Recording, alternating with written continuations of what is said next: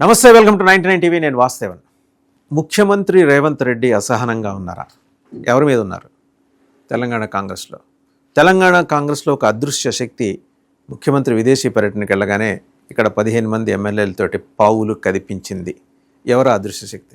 ముఖ్యమంత్రి రేవంత్ రెడ్డి ఆయన ఎంత అప్రమత్తంగా ఉన్నారంటే విదేశాల్లో ఉన్నా కూడా ఆయనకి minute to minute happenings in Telangana Congress అన్నీ ఆయనకి తెలిసిపోతున్నాయి. ఆయనకంటూ ఒక నమ్మకమైన బలమైన వ్యవస్థ ఇక్కడ ఉంది తెలంగాణ కాంగ్రెస్లో. ప్రభుత్వం లోపల ఉంది, ప్రభుత్వం వెలుపల ఉంది, పార్టీలోనూ ఉంది, పార్టీ వెలుపల ఉంది, వేరే పార్టీల్లోనూ ఉంది.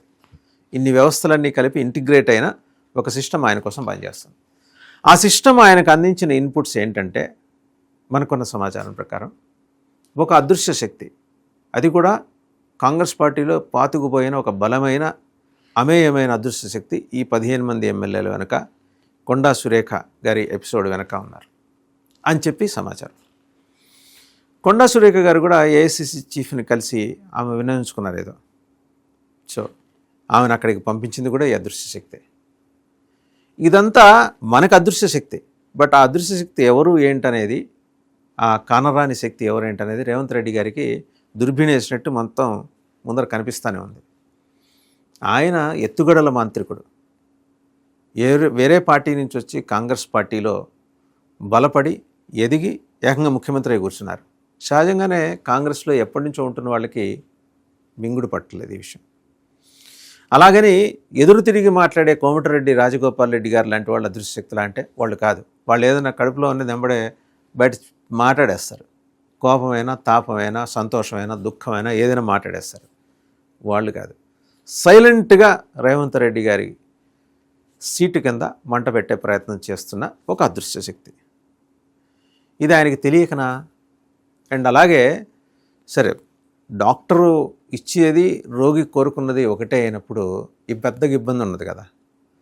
వాస్తవంగా ఏంటంటే అమెరికా పర్యటన రద్దు చేసుకొని రావాల్సిన ఒక అనివార్యమైన పరిస్థితి తనకు ఉందని తెలుసుకొని ఎలా రద్దు చేసుకుందాం అనుకునే లోపల గవర్నమెంట్ ఆఫ్ ఇండియా అనే సమ్ ప్రోటోకాల్ రీజన్స్ చెప్పేసి ఆయన పర్యటనని వద్దని చెప్పేసింది. సో యూకేలో ఆయన వెళ్ళారు, యూకే కార్యక్రమాలు అటెండ్ అయ్యారు, ఆక్స్ఫర్డ్ యూనివర్సిటీ వాళ్ళతో మాట్లాడారు. మీరు రండి, హైదరాబాద్ రండి, బ్రహ్మాండంగా ఇక్కడ మీ క్యాంపస్ కావాలని చెప్పేసి కోరారు. ఇలా రకరకాలు ఇండస్ట్రియలిస్టులు కొందరు కలిశారు. కానీ అక్కడ రుస భగ యూకేలో ఎవరు ఆయనతోటి వెళ్ళిన సహచరులు ఎవరైనా సరే ముఖ్యమంత్రి ముభావంగా ఉండటం, పలకరిస్తే కోప్పడినట్టు మాట్లాడటం గమనించి వాళ్ళు సైలెంట్ అయిపోయారు. అండ్ ఎంటైర్ క్యాబినెట్లో ఇవాళ ఎవరు ఈ విషయం గురించి మాట్లాడలా. వచ్చి రాగానే ఆయన అలాగూ మీడియాను అడ్రస్ చేయబోతున్నారు. ఏం చెప్పబోతున్నారు ఈ విషయాలు? ఆ అదృశ్య శక్తి గురించిన ప్రస్తావన చేయబోతున్నారా, లేదా ఇంకేమన్నా కొత్త విషయాలు చెప్తారా?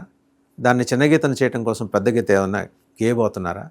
ఆయన చతురత ముందు, రాజకీయ చతురత ముందు, పొలిటికల్ ఇంటెలిజెన్స్ ముందు ఈ అదృశ్య శక్తి చతికిల పడుతుందా? ఇప్పుడు these are all the big questions అనమాట. పెద్ద ప్రశ్నలు. ఇప్పుడు తెలంగాణ కాంగ్రెస్ ఎంత ఉత్సాహంగా అలాగే ఎంత ఉద్విగ్నంగా ఆయన రాక కోసం ఎదురు చూస్తుందో, తర్వాత జరగబోయే పరిణామాలు. అండ్ అలాగే అసమ్మతి స్వరాలు, గళాలు. 15 మంది ఎమ్మెల్యేలు ఎవరు, వాళ్ళేంటి, వాళ్ళకున్న అసమ్మతి ఏంటి, వరుసగా ఒక్కొక్కళ్ళ మీద క్రమశిక్షణ చర్యలు తీసుకుంటూ పోతే పార్టీలో మిగిలే నాయకులు ఎవరు, ఎక్కడో వేరే పార్టీ నుంచి వచ్చి ఈ పార్టీలో ఉన్న వాళ్ళ మీద క్రమశిక్షణ చర్యలు తీసుకుంటారా అంటూ ధిక్కార స్వరం వినిపిస్తున్న ఎమ్మెల్యేలు ఎంతమంది ఉన్నారు? మొత్తం జాబితా పెట్టుకున్నారు, చేతిలో పెట్టుకుని వస్తున్నారు. ఒకటి, అధిష్టానానికి ఆయనకి ఉన్న ఒక సాఫ్ట్ అండర్స్టాండింగ్, ఇద్దరికి మధ్య ఉన్న సాఫ్ట్ అండర్స్టాండింగ్ ఉన్న పళంగా రేవంత్ రెడ్డి గారిని ఏమీ కదిలించలేదు, ఎవరూ కదిలించలేరు. ఏ అదృశ్య శక్తులు, కొన్ని వేల అదృశ్య శక్తులు వచ్చినా ఆయన ఉన్న పళంగా ఏమీ కదిలించలేరు. అది ఆయనకున్న బలం. అండ్ అలాగే ఆయన పాదరసంలాగా వేసే ఎత్తుగడలు అంత ఫాస్ట్గా ఉంటాయి ఆయన స్ట్రాటజీస్. అవతల వాళ్ళు దడేలమని నేల మీద కొలబడాల్సిందే. అలాంటి ఎత్తుగడలు ఆయన వేయగలరు. బట్ కొంత డిఫరెంట్గా ఈసారి ఏంటంటే, ఆయన యూకేలో తన సహచరుల మీద అసహనం వ్యక్తం చేసినట్టు సమాచారం. ఫోన్లు వచ్చినా కూడా ఇక్కడి నుంచి చాలా ఆగ్రహంతో, కోపంతో మాట్లాడినట్టు సమాచారం. అందరూ కూడా కుక్కిన పెనుల్లా ఉన్నారు. ఎవరేం మాట్లాడరు కూడా. కాస్త కూస్తో మాట్లాడగల పొంగులేటి శ్రీనివాసరెడ్డి గారు కూడా మాట్లాడలేదు. ఆయన 22A ఇదంతా కూడా ఒంటికి చుట్టేసుకున్న కారణంగా ఆయన ఏమన్నా మాట్లాడినా అనవసరమైన కాంట్రవర్సీ వస్తుందని ఆయన కట్టడి చేసుకుంటున్నారు పొంగులేటి శ్రీనివాసరెడ్డి గారు. మరి ఇంకా మాట్లాడాల్సింది ఎవరు? మళ్ళీ బట్టి విక్రమార్క గారు. ఆయన ఇతర కార్యక్రమాల్లో ఆయన బిజీగా ఉన్నారు. అండ్ మరి ఇంకా ఇప్పుడు దీని మీద ఇంకా స్పష్టత ఇవ్వాల్సింది ఎవరు? ఇవ్వగలిగింది ఎవరు? ఇవ్వాల్సింది ఎవరు? PCC president. ఆయన ఇవ్వగలిగినంత మేరకు ఇస్తున్నారు.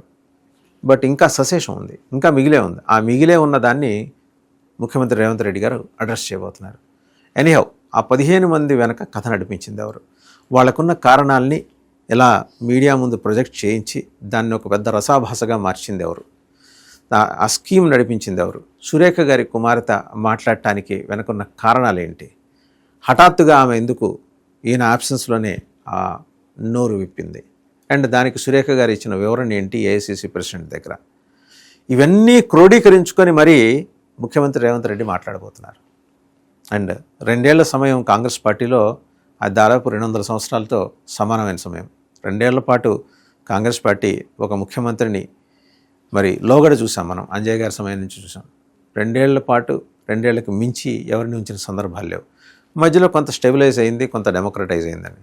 బట్ ఇవాళ కాంగ్రెస్ అధిష్టానం మీద పెరుగుతున్న ఒత్తిడి, ఈ 15 నెంబరు 30కి చేరొచ్చు అని చెప్పి కాంగ్రెస్ అధిష్టానానికి వస్తున్న ఫిర్యాదులు, దీని మీద అధిష్టానం ముఖ్యమంత్రి రేవంత్ రెడ్డి గారిని వివరణ కోరటం, అండ్ పొరుగు రాష్ట్రం నుంచి కూడా ఆపరేట్ అవుతున్న ఆ శక్తి, మనకి 3-4 తెలంగాణకి 3-4 పొరుగు రాష్ట్రాలు ఉన్నాయి కదా, మరి ఆ శక్తి ఎవరు?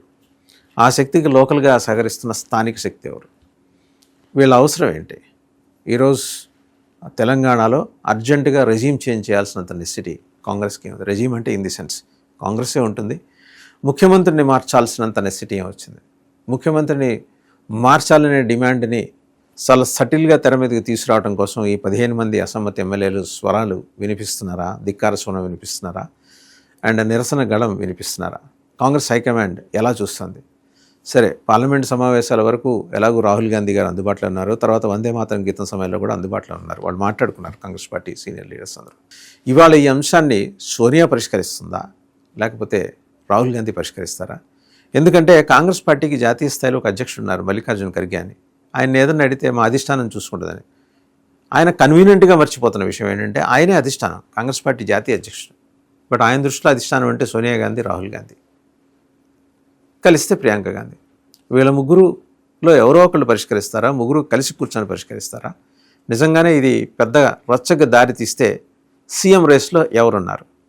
ఈ ప్రశ్నలన్నీ ఉత్పన్నమవుతున్న వేళ ముఖ్యమంత్రి రేవంత్ రెడ్డి తాడో పేడో నేరుగా తేల్చుకుందాం మీడియా సమక్షంలో అని చెప్పేసి మొత్తానికి ఈ అదృశ్య శక్తుల్ని అలా యాజ్ ఇట్ ఈజ్గా ఉతికారేసి క్లిప్పులు పెట్టడానికైతే తెర ముందుకు రాబోతున్నారు.